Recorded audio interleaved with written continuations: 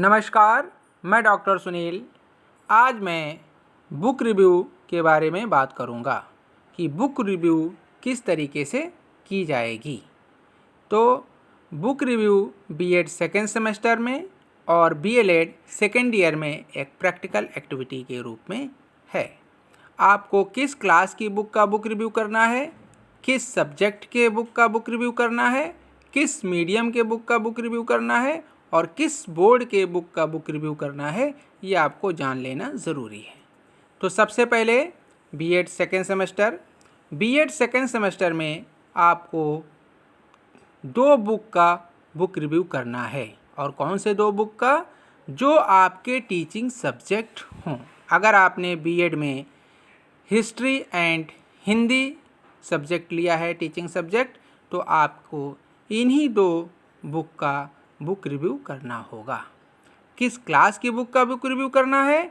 तो क्लास 6 से लेके क्लास 10 तक की किसी 2 बुक का आपको बुक रिव्यू करना है। अगर हिंदी है तो हिंदी और हिस्ट्री है तो हिस्ट्री। इसी तरीके से साइंस वालों के लिए साइंस और मैथमेटिक्स हो सकता है, या साइंस और बायो हो सकता है। कॉमर्स वालों के लिए कॉमर्स और इकोनॉमिक्स हो सकता है। इस तरीके से जो आपके 2 सब्जेक्ट हैं टीचिंग सब्जेक्ट, उनके ऊपर आपको बुक रिव्यू करना है। क्लास 6 से लेके आपको 10 तक की बुक का बुक रिव्यू करना है। दूसरी बात है कि आप हिंदी मीडियम और इंग्लिश मीडियम में किसी भी बुक का बुक रिव्यू कर सकते हैं। और नेक्स्ट है कि आप चाहे यूपी बोर्ड की, चाहे सीबीएसई बोर्ड की, चाहे एससी बोर्ड की, जिस बोर्ड की बुक आप टीचिंग आपको करानी है, उस बोर्ड की बुक का आपको बुक रिव्यू करना होगा। अब आपको ध्यान ये रखना है कि आपको एक बुक का, यानी कि एक सब्जेक्ट के लिए एक बुक का बुक रिव्यू करना है। आपको पूरी कंप्लीट उस बुक का बुक रिव्यू करना है। अब आते हैं बीएलएड में चूँकि ये एलिमेंट्री कोर्स है, तो इसमें आपको क्लास 1 से लेके क्लास 8 तक की बुक का बुक रिव्यू करना है। आपको यहाँ पर सिर्फ एक बुक का बुक रिव्यू करना होगा, और इसमें आपको इसी चीज़ का ध्यान रखना होगा कि जो आपके टीचिंग सब्जेक्ट हैं, यानी कि जो आपके 2 ऑप्शनल सब्जेक्ट हैं, यानी कि टीचिंग के सब्जेक्ट, उसमें हिस्ट्री हो सकता है, हिंदी हो सकता है, मैथमेटिक्स हो सकता है, जूलॉजी हो सकता है, बॉटनी हो सकता है, पॉलिटिकल साइंस हो सकता है, इकोनॉमिक्स हो सकता है। आप उन सब्जेक्ट्स में से आप 2 सब्जेक्ट चूज़ करेंगे, उनमें से आप किसी एक बुक का बुक रिव्यू करेंगे। आपको यहाँ भी फ्लेक्सिबिलिटी है कि आप हिंदी मीडियम के या इंग्लिश मीडियम के बुक का बुक रिव्यू कर सकते हैं। तो आपको ये चीज़ ध्यान में रखना है कि आपको किस क्लास की बुक का बुक रिव्यू करना है। आप अपने कोर्स के अकॉर्डिंग कर सकते हैं। अगर आप बीएड में हैं तो बीएड के अकॉर्डिंग, और अगर आप बीएलएड में हैं तो बीएलएड के अकॉर्डिंग बुक का बुक रिव्यू करेंगे। अगर आप बीएड में हैं तो क्लास 6 से लेके क्लास 10 तक की बुक का बुक रिव्यू करेंगे। अगर आप क्लास बीएलएड सेकेंड ईयर में हैं तो आप क्लास 1 से लेके क्लास 8 तक की बुक का बुक रिव्यू करेंगे। बीएड में हैं तो आप 2 बुक का बुक रिव्यू करेंगे, और बीएलएड में हैं तो आप 1 बुक का बुक रिव्यू करेंगे। अब आते हैं कि इस जो आप बुक रिव्यू करेंगे उसको आप लिखेंगे किस तरीके से। आपको बुक रिव्यू करने के बाद उसकी फ़ाइल कंप्लीट करनी होगी। तो हम लोग पहले उसका थ्योरेटिकल एस्पेक्ट लिखेंगे कि बुक रिव्यू क्यों की जानी चाहिए, क्या उसके फ़ायदे हैं, क्या उसके नुकसान हैं, और उससे हमें क्या सीख मिलेगी। दूसरी बात है उसका प्रैक्टिकल एस्पेक्ट, और प्रैक्टिकल एस्पेक्ट में हम उसकी 2 चीज़ों को देखेंगे, एक एक्सटर्नल, दूसरा इंटरनल। एक्सटर्नल में कि उसके पेज किस तरीके के हैं, उसकी बाइंडिंग किस तरीके के है, उसका प्राइस कितना है, ये सारी चीज़ें। और इंटरनल में उसका कंटेंट किस तरीके का है, उसका डिफ़िकल्टी लेवल क्या है, उसके जो चैप्टर्स हैं वो चैप्टर्स कितने इस समय के अनुसार उपयुक्त हैं, हर चैप्टर एक दूसरे से कितना लिंकअप है, ये सारी चीज़ें हम लोग इंटरनल में देखेंगे। तो सबसे पहले हम स्टार्ट करते हैं उसका थ्योरेटिकल एस्पेक्ट। टेक्स्ट बुक, पहले इसकी मीनिंग लिखेंगे कि टेक्स्ट बुक क्या है। फिर उसके बाद से ये बुक्स की फिगर्स लगा दी गई है कि आप टेक्स्ट बुक देख लें। फिर उसके बाद से डेफिनेशन, टेक्स्ट बुक की डेफिनेशन क्या है, अलग अलग राइटर्स के अनुसार दिया गया हुआ है। फिर उसके बाद से आप importance of text book, text book की क्या इम्पोर्टेंस हैं ये आपको बतानी है। आपको टेक्स्ट बुक से क्या क्या आइडिया मिलता है, या टेक्स्ट बुक हमारी लाइफ में कितना इम्पोर्टेंस रखती हैं, ये सारी चीज़ें आपको टेक्स्ट बुक इम्पोर्टेंस में बताना है। फिर उसके बाद से आएगा कैरेक्टरिस्टिक्स ऑफ टेक्स्ट बुक, पाठ्य पुस्तक की विशेषताएं। उसमें आपको बताना होगा कि किस तरीके की टेक्स्ट बुक अच्छी होती हैं, या उनकी क्या क्या विशेषताएं होती हैं, उसमें किस तरीके का कंटेंट होता है, किस तरीके से हम उसको सुरक्षित रख सकते हैं, या उसके पेज किस तरीके से होते हैं। तो सारी उसकी विशेषताएं, एक अच्छी बुक्स की, एक अच्छे किताब की क्या क्या विशेषताएं होंगी, वो सारी चीज़ें इसमें हम लोग कैरेक्टरिस्टिक्स ऑफ टेक्स्ट बुक में बताएंगे। फिर उसके बाद से आएगा टेबल ऑफ कंटेंट, या जो हम इंडेक्स बनाते हैं कि उसका इंडेक्स किस तरीके से होगा, जिससे कि हमको एक आइडिया मिल जाता है कि हमको कौन सा चैप्टर कहाँ पर दिया गया है, किस पेज पर दिया हुआ है, उसके हिसाब से हम उसको देखेंगे। फिर importance of table of content, जो एक इंडेक्स होता है उसका क्या इम्पोर्टेंस है वो इसमें हम बताएंगे। फिर उसके बाद से आएगा प्रैक्टिकल एस्पेक्ट, और उसमें हमें क्या क्या करना होगा। सबसे पहले इसमें हम लिखेंगे नेम ऑफ द बुक, जिस सब्जेक्ट का बुक है वो हम उसका नेम लिख देंगे। फिर नेम ऑफ द ऑथर, उस बुक के ऑथर कौन है वो लिख देंगे। बहुत सी बुक्स होती हैं उसमें ऑथर नहीं लिखा होता है, तो हम वहाँ पर सिर्फ पब्लिकेशन से काम चला लेते हैं। फिर है नेम ऑफ द पब्लिकेशन, किस पब्लिकेशन की बुक है वो यहाँ पर लिखनी है। फिर ईयर ऑफ द पब्लिकेशन, किस सन में या किस वर्ष में वो पब्लिकेशन हुई है वो आपको लिखनी है। फिर type of book, text book है तो यहाँ पर भ्रमित होने की ज़रूरत नहीं है, टेक्स्ट बुक ही है, रेफरेंस बुक यहाँ पर नहीं होगी, या अलग अलग जो बुक्स होती हैं उनको नहीं, यहाँ पर हम सीधे टेक्स्ट बुक लिखेंगे। फिर क्लास और ग्रेड, किस क्लास की है वो यहाँ पर हम लिख देंगे। ठीक है।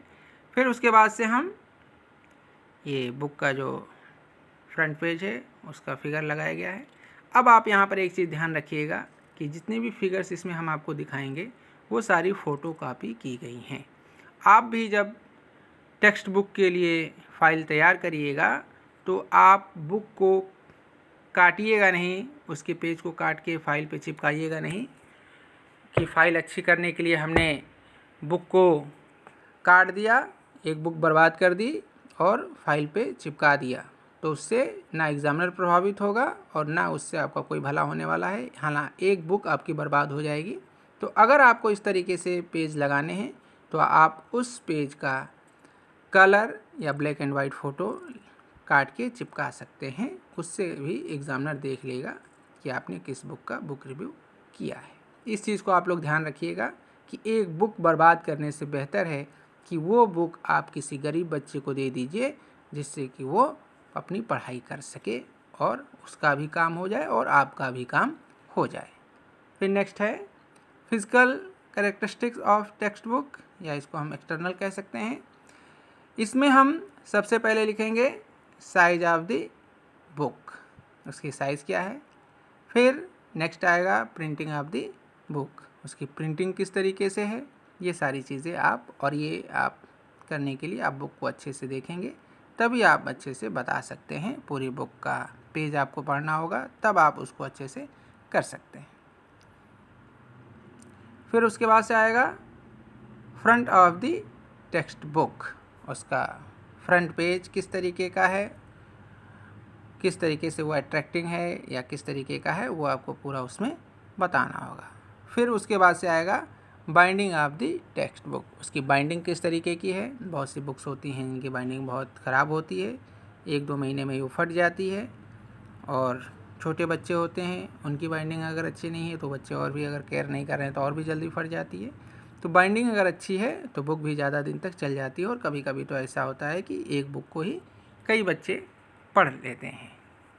और पहले यही होता था कि एक क्लास की बुक बच्चे ने पढ़ लिया, फिर वो अपने छोटे जो उसके पीछे बच्चा होता था उसको दे देता था, इस हिसाब से बुक्स चल जाती थी।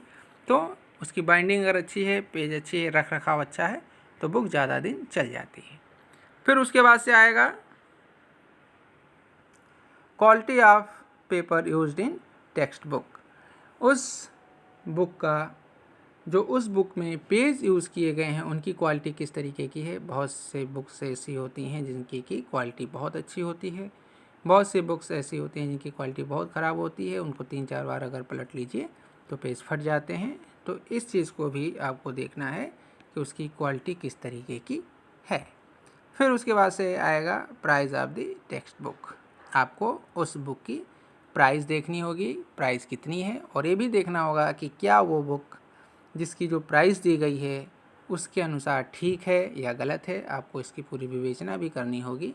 बहुत सी बुक्स होती हैं बहुत मोटी होती हैं, प्राइस उनकी ठीक होती है, और बहुत सी बुक होती हैं जिनकी की बुक या बुक के अकॉर्डिंग प्राइस बहुत ज़्यादा लगती है।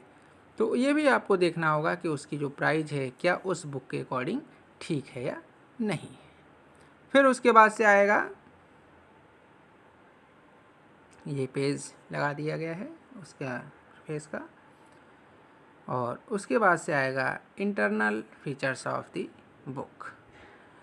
किसी भी बुक का अगर आप बुक रिव्यू कर रहे हैं तो एक्सटर्नल से ज़्यादा इम्पॉर्टेंट होता है कि उसका इंटरनल, यानी कि उसके जो कंटेंट दिए गए हैं या उसके अंदर जो बातें बताई गई हैं या जो उस बुक में चैप्टर्स दिए गए हैं वो कितने इम्पॉर्टेंट हैं या वो कितने अच्छे ढंग से दिए गए हैं। तो इसमें सबसे पहले दिया गया है preface of the text book. Text book को इसका जो प्रीफेस है किसने लिखा है वो इसमें बताया गया है। फिर उसके बाद से बुक में किस तरीके से बातें बताई गई हैं या किस तरीके से चैप्टर रखे गए हैं या किस तरीके से स्टूडेंट्स के लिए या उनके इंटरेस्ट के अनुसार से बुक बनाई गई है, ये सारी चीज़ें इसमें बताई गई हैं। फिर उसके बाद से है syllabus of the text book. Text book में या सिलेबस के अकॉर्डिंग किस तरीके से उस टेक्स्ट बुक बनाई गई है, जो उसमें चैप्टर दिए गए हैं वो किस तरीके से उस सब्जेक्ट के सिलेबस को कवर करता है, ये सारी चीज़ें इसमें बताई गई हैं। फिर नेक्स्ट आएगा इंडेक्स ऑफ द बुक या index of the text book. इसका इंडेक्स किस तरीके से है, इंडेक्स में क्या क्या चीज़ें हैं, ये सारी चीज़ें आपको बतानी होंगी। कि इंडेक्स, बहुत से बुक्स होती हैं इसमें खाली चैप्टर का इंडेक्स दिया गया होता है, बहुत सी बुक्स होती हैं जो कि इसमें कि चैप्टर के साथ साथ उसमें जो फिगर है उसका भी दिया गया होता है, उसमें जो ग्राफ्स यूज़ किए गए हैं उसका भी दिया गया है। तो किस तरीके से वो बुक में इंडेक्स दिया गया है वो आपको इसमें बताना होगा। फिर है सिलेक्शन ऑफ द कंटेंट, ये आपको इसमें बताना होगा कि किस तरीके से कंटेंट उसमें सेलेक्ट किया गया है, किस तरीके से जो करिकुलम है या जो सिलेबस है उसके अकॉर्डिंग उसमें कंटेंट रखा गया है। फिर है लैंग्वेज ऑफ द कंटेंट, जो कंटेंट है उसकी लैंग्वेज किस तरीके से है, ये सारी चीज़ें आपको इसमें बतानी होंगी। फिर है last updation of the book, जो लास्ट एडिट की गई है उसमें कितना अपडेट किया गया है और स्टार्टिंग से लेके अब तक क्या क्या उसमें चेंजेस किए गए हैं या सिलेबस के अकॉर्डिंग उसमें क्या क्या अपडेट किया गया है। और ये आपको बहुत ज़्यादा ध्यान देने की ज़रूरत होगी क्योंकि बहुत सी बुक्स होती हैं जिसमें कि खाली कवर पेज चेंज कर दिया जाता है, अंदर के कंटेंट पर ध्यान नहीं दिया जाता है। और बहुत सी बुक्स होती हैं जिसमें कि लगातार चेंजेज होते रहते हैं। जैसे सिविक्स की बुक अगर देख लीजिए तो उसमें भी चेंज, हिस्ट्री की बुक है उसमें भी चेंज, ज्योग्राफी की बुक है उसमें भी चेंज, और लगातार कंटेंट चेंज होते रहते हैं। तो क्या उस बुक में कंटेंट को चेंज किया गया है या नहीं किया गया है, अपडेट लगातार किया जा रहा है कि नहीं किया जा रहा है, इस चीज़ को भी ध्यान में रखना है। फिर ये फिगर के साथ कि कितना अच्छे ढंग से अट्रैक्टिंग फिगर, बुक्स को अट्रैक्टिंग बनाने के लिए फिगर्स का यूज़ किया गया है कि नहीं किया गया है, या फिगर के द्वारा कितने अच्छे ढंग से समझाया गया है, इस चीज़ को ध्यान में रखना है। फिर उसके बाद से examples of the text book में एग्जाम्पल देकर किस तरीके से समझाया गया है, ये भी आपको इसमें देखना होगा। स्टूडेंट्स के लेवल के अकॉर्डिंग एग्जाम्पल्स दिए गए हैं या नहीं दिए गए हैं, ये भी आपको इसमें देखना होगा और उसके बारे में आपको पूरी इसकी समीक्षा करनी होगी। फिर नेक्स्ट है उसके बाद डायग्राम के द्वारा किस तरीके से समझाया गया है, वो भी आपको इसमें बताना होगा। ये फिर एक्सरसाइज का डाला गया है इसमें, और उस हेडिंग भी है exercise in the text book. उस बुक में जो एक्सरसाइजेज दी गई हैं या जो इवैल्यूएशन पार्ट दिया गया है या जो क्वेश्चंस दिए गए हैं, उस चैप्टर के अकॉर्डिंग ठीक ढंग से पूछे गए हैं या नहीं पूछे गए हैं। जो हम 3 ऑब्जेक्टिव लेके चलते हैं, कॉग्निटिव, अफेक्टिव एंड साइकोमोटर, उनको यूज़ करके उसमें एक्सरसाइज में क्वेश्चन पूछे गए हैं या नहीं पूछे गए हैं, कितना उस चैप्टर के अकॉर्डिंग पूछा गया है या अलग से क्वेश्चन पूछ लिए गए हैं, इस चीज़ को भी हमें ध्यान से देखना होगा और उसमें बताना होगा कि इस चैप्टर से जो क्वेश्चन पूछे गए हैं वो ठीक ढंग से उस पूरे चैप्टर को कवर कर रहे हैं या नहीं कर रहे हैं, इस चीज़ को आपको पूरा इसमें देखना होगा। फिर नेक्स्ट है extended learning activities and projects in text book. तो इसमें किस तरीके से लर्निंग को और बढ़ाने के लिए एक्टिविटीज़ और प्रोजेक्ट्स किस तरीके से इसमें दिए गए हैं, इसके बारे में भी आपको बताना होगा। एंड इसके फिर डायग्राम की फिगर्स दिए गए हैं और इसके बारे में किस तरीके से और आप इसमें जानकारी कलेक्ट कर सकते हैं। फिर है did you know sections in the text book, क्या आपको इस बुक के बारे में और जानना चाहिए, ये दिया गया है। फिर डिफ़िकल्टी लेवल, ये जो बुक है इसकी डिफ़िकल्टी लेवल क्या है, जो जिन स्टूडेंट्स के लिए या जिस क्लास के लिए ये बुक बनाई गई है उस क्लास के अनुसार उसकी डिफ़िकल्टी लेवल बहुत ज़्यादा तो नहीं है या बहुत इजी तो नहीं है, ये भी आपको इसमें देखना होगा। फिर आएगा लिंकेज, आपको इसमें देखना होगा कि इंटरलिंकेज किस तरीके से है, या हम इस तरीके से कह सकते हैं कि एक चैप्टर का दूसरे चैप्टर के साथ किस तरीके से है या एक सब्जेक्ट का दूसरे के साथ किस तरीके से है, ये सारी चीज़ें आपको इसमें देख के बताना होगा कि इसमें कितना इस चीज़ का ध्यान रखा गया है। फिर presentation of the text book, यानी कि इस बुक का प्रेजेंटेशन किस तरीके से किया गया है, ये भी आपको इसमें देखना होगा और बताना होगा। और इस चीज़ तरीके से आप पूरी तरीके से आपका ये टेक्स्ट बुक एनालिसिस हो जाता है। तो आपको सारी चीज़ों का ध्यान रखना होगा कि टेक्स्ट बुक का रिव्यू करते समय आप हर चीज़ का ध्यान रखेंगे कि किस क्लास का बुक है, किस सब्जेक्ट की बुक है और किस क्लास के अनुसार है तो उसके अनुसार वो बुक का डिफ़िकल्टी लेवल है या नहीं है।